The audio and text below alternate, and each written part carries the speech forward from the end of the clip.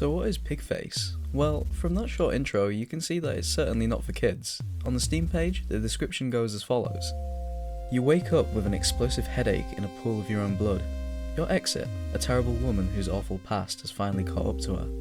Fulfill contracts for the people who drilled into your skull. Guns blazing, slow and tactical.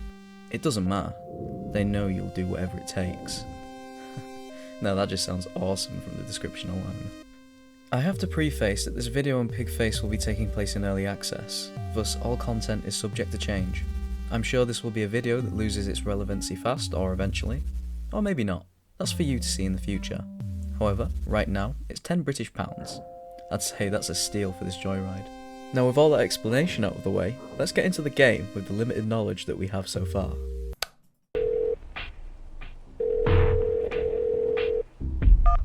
Caesar. We've got exit. No, she didn't expect us this time. No kidding. Yes, we're approaching the warehouse. Will do.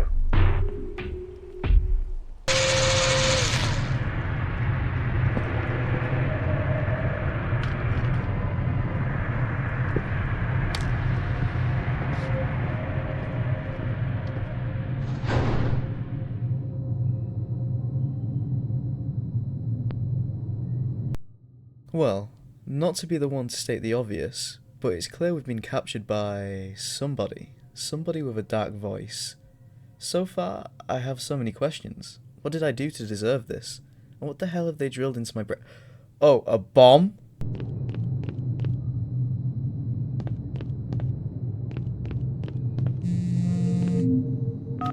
Hello, exit. If it feels like something's been implanted at the base of your skull, that's because there has. It's a small explosive device, one that I can detonate at any time. It's in your best interest to listen to me. There's a lever in this room. I want you to find it and pull it. We do as he says, of course, because we don't want our brains turning into fiery mush. Good. Now I need you to find a weapon. We left a few down there, so take a look around.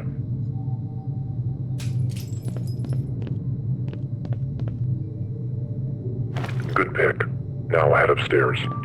We're presented with a gaming tale as old as time, a mysterious voice over an intercom asking us to grab a weapon. I choose the hammer. There's something familiar about it. In the next room, there are some people that we've paid to try to kill you. I want you to show us what you can do.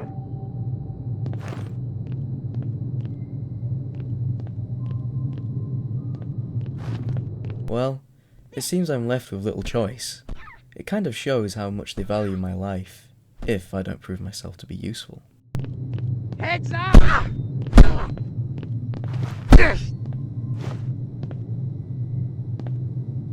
Found you! And just merely exploding a head into a bonanza of brain matter-ridden giblets, I'd like to commend the dev's addition of a satisfying but brutal gore system. Limbs and heads can be detached, even entire bodies exploded. But the dev certainly didn't skimp out on the value of a non-mutilating impact. You feel that rough pang of a blunt weapon beautifully.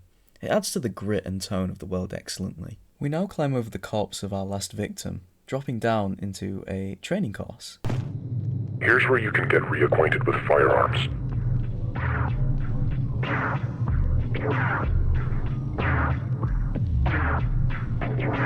We've also set up some basic targets for throwing practice.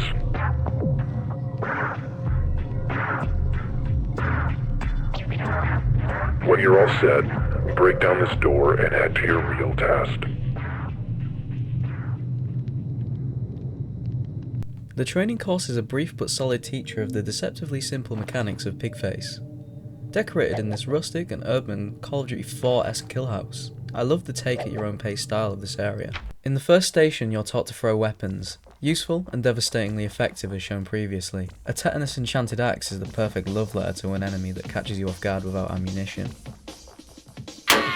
The next section gives you a test on the firing range, handing you a Tech 9 and a sawn-off shotgun. Simple steps like aiming to enhance accuracy are appreciated. but are of course known to every gamer since their first Call of Duty. Look, how about both of y'all shut the fuck up about the shit? I'm the oldest shit. It don't even matter. The weapon choice is right in tone for our kind of environment. Concealable, lacking an emphasis of military-grade precision and customization, but you'd be the one left dead in the dust for underestimating their utility to paint you across the walls. The third station doesn't really have anything notable in it in terms of lessons, however, it does reward you with a nice AK and a sniper rifle. There is a short lesson on reloading and cancelling reloading, for things like shotguns. Also, weapon switching, but that's really it. We now begrudgingly start the journey to our final test, walking upon our final lesson on the way.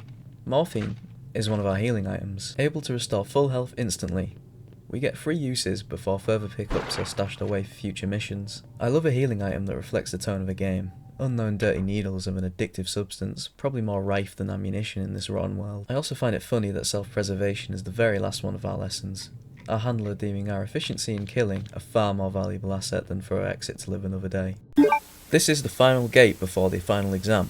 What comes forward is essentially the criminal underworld's version of Call of Duty 4's FNG kill house. However, there is a amicable difference in there are no stun grenades, no wooden targets, no allowance for failure. We never had the luxury of choice anyway. From this day on, that's a long lost memory.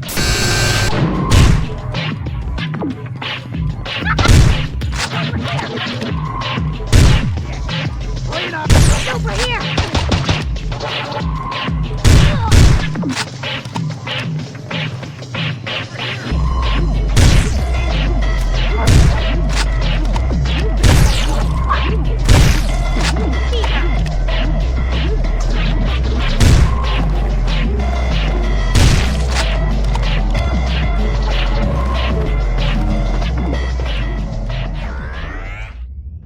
Good work.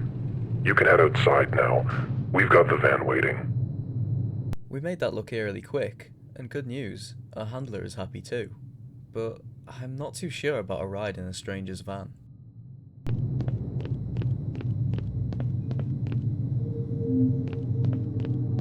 I like watching you work, Exit. I knew you'd be a good pick, and I think you know why. When you're ready to go, step in the van. We'll take you to your apartment. You can get things sorted before your first job.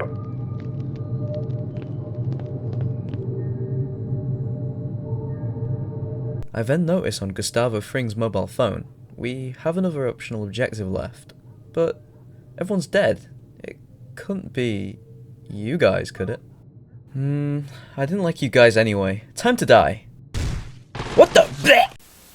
Wake up in the dark. I like watching you work, Exit.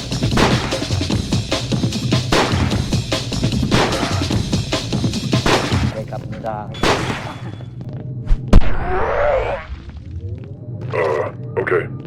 You didn't have to do that. Head to the van. Roadhouse.